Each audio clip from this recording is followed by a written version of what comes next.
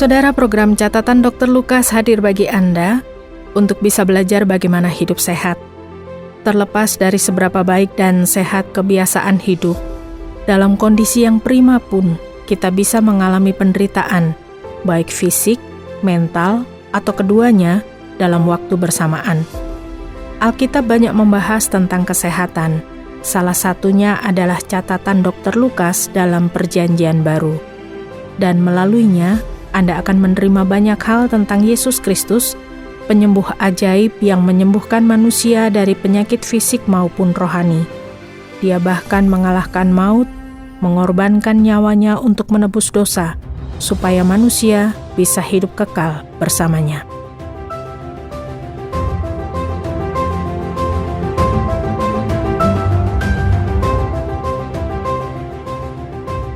Suatu hari Sipo sedang berpakaian ketika dia menyadari adanya benjolan kecil pada lengannya. Dia tidak terlalu menghiraukan benjolan ini dan melupakan begitu saja. Namun seiring berjalannya waktu, benjolan itu tidak menghilang, bahkan ukurannya sedikit membesar. Sipo pun memutuskan untuk memberitahu istrinya. Istrinya melihat bahwa benjolan itu berwarna hitam kemerahan. Dia kemudian menyarankan suaminya untuk memeriksakan diri ke rumah sakit terdekat dan berkonsultasi dengan dokter mengenai hal itu.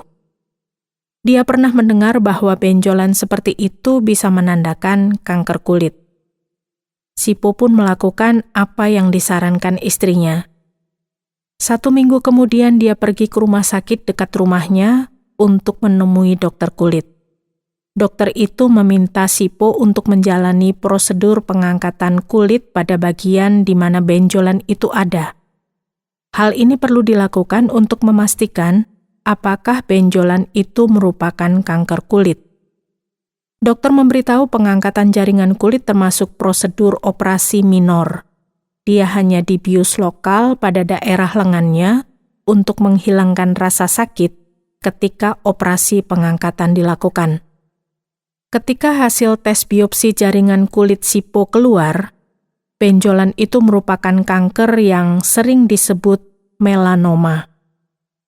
Namun karena masih berukuran kecil dan sudah terangkat sepenuhnya, tidak perlu menjalani pengobatan lanjutan. Sipo bertanya tentang kanker kulit. Apakah ada jenis kanker kulit lainnya? Jenis yang paling umum, sama seperti yang dialami Sipo sebelumnya, adalah jenis melanoma. Sedangkan jenis kedua disebut kanker sel squamosa atau kanker sel basal yang seringkali muncul pada daerah wajah atau lengan. Pengaruh genetis dapat meningkatkan risiko kanker kulit. Selain itu, orang yang sering berkegiatan di bawah sinar matahari juga punya kemungkinan lebih besar untuk terkena kanker kulit. Fakta ini sangat penting untuk diketahui. Orang-orang yang tinggal di daerah tropis punya risiko yang lebih tinggi untuk terkena kanker kulit dibandingkan orang yang tinggal di daerah dengan iklim dingin. Selanjutnya, Sipo bertanya bagaimana cara mengenali kanker kulit pada stadium awal. Dokter itu menjelaskan bahwa orang dengan kanker kulit pada umumnya mengalami perubahan pada kulitnya seperti yang dialami Sipo. Kanker ini biasanya menyebar dengan cepat. Daerah kulit yang terkena kanker pada umumnya berubah warna menjadi kehitaman atau kecoklatan, dan terdapat bagian berwarna merah, putih, atau biru di dalamnya atau di sekitarnya. Daerah yang terkena kanker bisa membengkak ataupun tidak. Bentuk pinggiran kanker kulit biasanya tidak beraturan. Kebanyakan penderita kanker kulit punya daerah dengan pigmen kulit lebih banyak, sehingga warna kulit pada daerah itu berubah warna dengan lebih cepat. Tanda-tanda inilah yang perlu diperhatikan sebagai gejala kanker kulit. Kanker sel basal atau sel squamosa pada umumnya muncul pada daerah lengan atau wajah. Kanker jenis ini tidak menyebar secepat kanker melanoma. Selain itu, kanker jenis ini pada umumnya tidak menyebar di luar organ kulit. Berbeda dengan kanker jenis ini, Kanker kulit jenis melanoma bisa menyebar keluar organ kulit, dan kalau hal ini terjadi, biasanya tidak banyak pengobatan yang bisa dilakukan. Sehingga penting untuk mendeteksi kanker kulit sebelum terjadi penyebaran, supaya pasien punya kemungkinan yang lebih tinggi untuk pulih.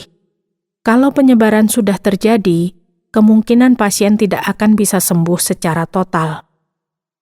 Mendengar penjelasan dokter ini, Sipo merasa sangat beruntung. Sebelumnya ketika berada di ruang tunggu rumah sakit, Sipo bertemu dengan seorang pria dengan gejala yang mirip seperti Sipo, yaitu benjolan dan perubahan warna pada kulitnya. Sayangnya pasien ini tidak seberuntung Sipo karena kankernya sudah menyebar ke bagian-bagian lain dalam tubuhnya. Pasien ini tahu bahwa dia tidak memiliki banyak waktu lagi dan kemungkinan akan meninggal karena kankernya yang menyebar begitu cepat. Pertemuannya dengan pasien ini membuat Sipo berpikir lebih dalam tentang makna kehidupan. Mengapa kita hidup? Apa makna kehidupan sebenarnya? Apa yang terjadi setelah kita mati? Dia tahu bahwa orang-orang di sekitarnya tidak senang memikirkan hal-hal yang berkaitan dengan kematian. Padahal kematian adalah realitas yang harus dihadapi semua orang.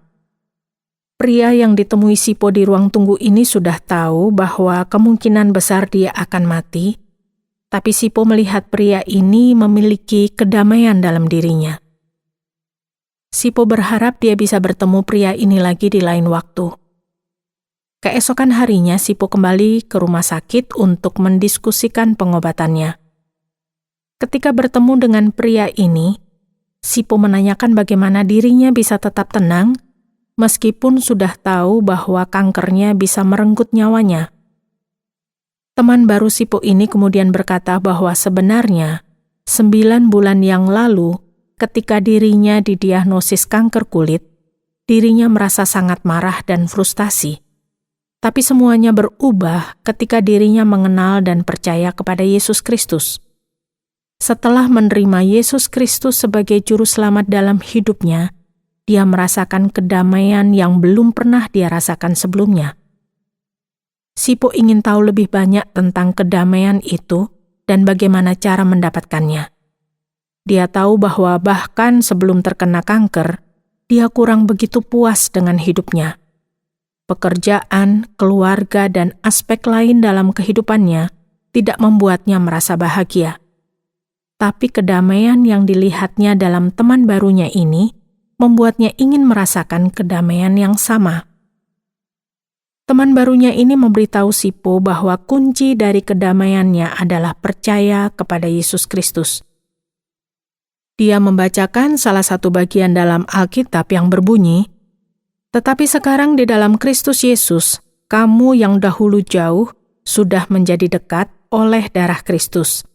Karena dialah damai sejahtera kita, yang telah mempersatukan kedua pihak dan yang telah merubuhkan tembok pemisah, yaitu perseteruan." Temannya menjelaskan kepada Sipo bahwa sebelumnya kita telah terpisah dari Allah karena dosa-dosa kita. Tapi pengorbanan Yesus Kristus di atas kayu salib telah menyatukan kita kembali dengan Allah. Yesuslah yang telah mendamaikan kita kembali dengan Allah. Setelah mendengar penjelasan temannya, Sipo masih tidak mengerti mengapa pada awalnya manusia harus dijauhkan dari Allah. Teman Sipo menjelaskan bahwa dosalah yang membuat manusia terpisah dari Allah. Setiap manusia telah berdosa dan Allah tidak dapat menoleransi dosa sehingga kita harus terpisah darinya. Allah tidak meninggalkan kita. Dia memberikan solusi supaya kita bisa kembali bersatu dengannya dengan cara mengirimkan Yesus Kristus untuk menanggung hukuman dosa kita. Bahkan ketika kita mati akibat dosa-dosa kita di hadapannya, Allah dengan penuh kasih memberikan kita, menghidupkan kita kembali melalui Yesus Kristus. Hal ini dilakukannya karena Dia sangat mengasihi kita. Keselamatan ini hanya bisa kita dapatkan dengan iman kepada Yesus Kristus. Inilah yang Sipo inginkan, kedamaian dan keselamatan dalam Yesus Kristus. Tapi dia masih tidak yakin bagaimana cara mendapatkannya. Apa yang harus Sipo lakukan? Sipo sangat beruntung karena dirinya datang ke rumah sakit sebelum kankernya sempat menyebar. Dokternya mengatakan bahwa sebagian besar pasien kanker kulit tidak merasakan gejala apapun. Dan ketika gejalanya muncul, ternyata kanker sudah terlanjur menyebar. Sehingga perlu diperhatikan kalau Anda menyadari adanya perubahan yang terjadi pada kulit Anda. Sebaiknya Anda secepat mungkin memeriksakan diri ke dokter kulit untuk memastikan bahwa perubahan itu bukanlah gejala kanker kulit. Prosedur yang dilakukan untuk mengangkat kanker kulit bisa berbeda-beda antar pasien, tergantung jenis kanker kulit yang diderita, lokasi kankernya, serta tingkat keparahannya. Dalam beberapa kasus, digunakan nitrogen cair untuk membekukan sel kanker sebelum diangkat. Dalam kasus lain, kanker perlu diangkat melalui prosedur operasi seperti yang dialami Sipo. Tapi dalam kasus yang parah, dibutuhkan operasi yang lebih besar yang perlu melibatkan ahli bedah plastik dan ahli bedah lainnya. Terakhir, beberapa orang membutuhkan kemoterapi untuk menolong mereka. Kebanyakan pasien yang kankernya sudah menyebar harus menjalani pengobatan ini seperti teman Sipo. Dokternya kemudian memberitahu Sipo, yang penting dilakukan secepatnya ke rumah sakit kalau terjadi perubahan pada kulit. Selain itu, penting juga untuk melakukan pemeriksaan paling tidak 1 tahun sekali, karena kanker kulit pada stadium awal biasanya tidak menunjukkan gejala apapun. Bagaimana Sipo belajar tentang kedamaian yang bisa diterima melalui Yesus Kristus? Sipo bertanya pada temannya ini bagaimana caranya dia dapat berdamai dengan Allah. Temannya mengatakan bahwa Sipo perlu menjalin hubungan pribadi dengan Yesus Kristus.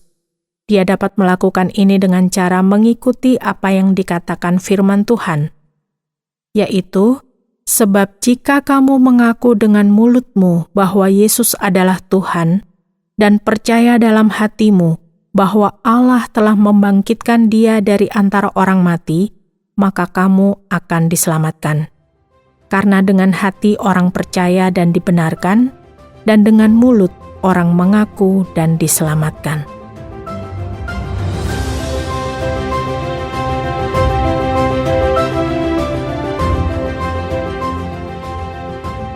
Saudara pendengar, terima kasih sudah bersama mengikuti catatan Dr. Lukas. Kiranya ini memberikan Anda pemahaman tentang kesehatan jasmani dan rohani. Kalau Anda punya pertanyaan atau terkesan dengan acara ini, silakan kirimkan tanggapan Anda, bisa melalui SMS atau WhatsApp ke nomor 081 333 777 386, 081 333 777 386. Sampai jumpa.